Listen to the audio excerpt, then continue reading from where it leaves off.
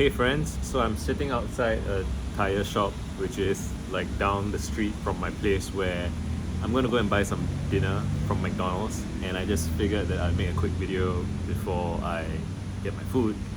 And I find that I enjoy making videos more when I'm not at home. I just like being outside, and so yeah, I'm just making a video outside. When it's raining, it's a cold night, which is why I'm wearing a jacket. And yeah, I think my last video I made was yesterday morning, and I was feeling very sleepy, which is funny to watch. I want to make sure that I make more videos in the coming days, mainly for myself, for me to look back on months from now or years from now to see how I was doing after I shipped my book. Because it was very interesting. One of my friends asked me, Liminal, she asked me in July 2021 about, I think she was spending some time off. Like she was, I can't remember the specifics, but she was just had like a month to do nothing, I think, and she asked what it was like, or asked people to share their experiences. And I was saying, oh, when I left my job, which was in 2018 June, I felt delightfully free range, open, kind of able to look around and able to just experience sort of there's a phrase that I really like from Aldous Huxley's Doors of Perception. He describes unconceptualized experience, and he's talking about, when I think he was taking mescaline, which is a psychoactive drug, like a hallucinogen, and he was saying that he was able to look at the objects around him and look at and see colors and shapes, and not experience his mind projecting, oh, this is a chair that I could sit on, this is a tire for driving, for putting on a car, how much might that cost, all these questions that we project out of ourselves, out of our rational minds, to give everything a job, to ask what everything's for. And that can be really helpful and useful, but it can also go too far to the point where you don't experience the joy of unconceptualized experience. And that's the joy of childhood, right? That's the joy of being a child and experiencing reality, looking at trees, looking at lights, hearing the cars go by, and feeling a sense of awe at everything that's happening. Whereas if you feel constrained by, I have a job, I have work to do, I have bills to pay, and so on, then life kind of narrows down, and then narrows to a very small trickle of I don't know if I want to say consciousness, like my words are still kind of sloppy, but it's just a narrower field of view, a tighter frame, and that frame can feel like a prison. It can feel very crushing, very daunting, very overwhelming, like you don't have space to move, you don't have space to breathe. And saying you don't have space to breathe, I'm amazed at how literal that is, because I found that, again, after I shipped my book, I could breathe so much better. And I did not realize the day before I shipped my book that I'm holding my breath, right? That my muscles are tense and I can't rest, I can't relax, I can't sleep. And I have been sleeping better. I think I slept really well last night. I met my cousins for dinner and drinks. That was wonderful.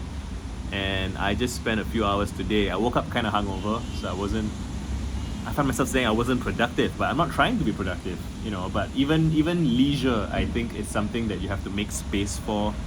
And I'm still in this process of lightening up, loosening, relaxing, kind of wiggling it out, letting myself expand to fit the space that I have around me, and being able to perceive reality, perceive the world that I inhabit better and more fully and openly. And I'm really pretty excited about that, and I want to try and get better at inhabiting that. I do think it's possible to experience that expanded sense of self and expanded awareness even when you're stressed. It's harder when you're stressed. It's much harder when you're stressed.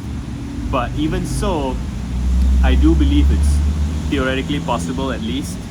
I would say I was probably, in more of a collapsed, contracted state in the past, even when I was experiencing less stress. So, like when I was a teenager, for example, I remember it was really, really bad, even though the challenges that I was facing were not as difficult as later on. So to some degree, growing up seems to be about expanding one's frames. And now I'm thinking about like the grandmother in Moana and just elders. You know, they have more life experience, they have more context, they know more that each individual thing doesn't actually matter all that much.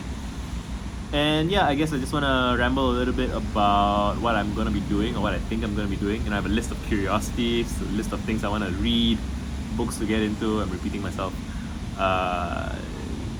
Yeah, I'm happy, you know, and just remembering to be happy is itself something that you might have to remind yourself of, because the mind just keeps going on what's next, you know, what else, what other obligations do I have, what's on my to-do list, you know, and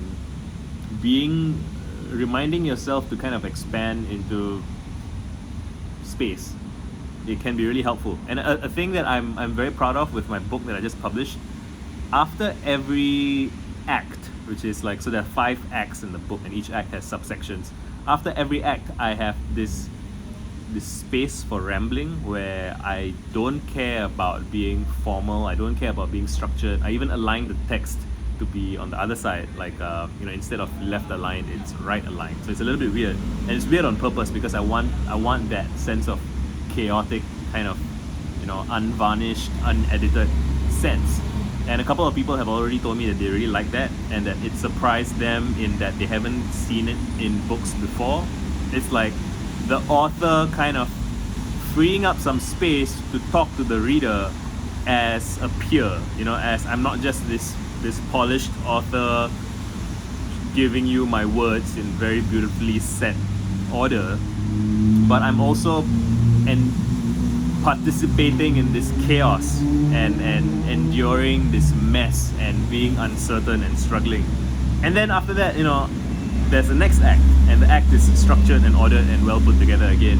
And then there's again a bit of chaos, and it's got this kind of yin-yang day-night cycle. I'm really proud of that. And I guess I'm curious to think about how I can introduce that into more of my life and more of my work. I've also found, you know, I'm very excited that my book really challenged me to be thoughtful about structure. So it's by far the most elegantly, effectively structured thing I've ever made. And now that I'm done with it, I look back at my life, I look at my home, I look at my notes, I look at everything, and I see that everything is kind of poorly structured or amateurly structured. And that's great. It's like tremendous opportunity for me now. Now I can see, I can think more clearly. When I look at the world around me, I do have this structuralizing sense, this sense of how things can be better structured, how things can be better arranged. And yeah, I look around my notes especially, and I feel like everything can be better structured. So I'm really looking forward to that. I also started my Substack, which I created last year, but I just sent out my first Substack post day before yesterday. I might try and do one later today or tomorrow. I don't know what the right tempo is, but I'm excited about that. I hope you guys are well. Done.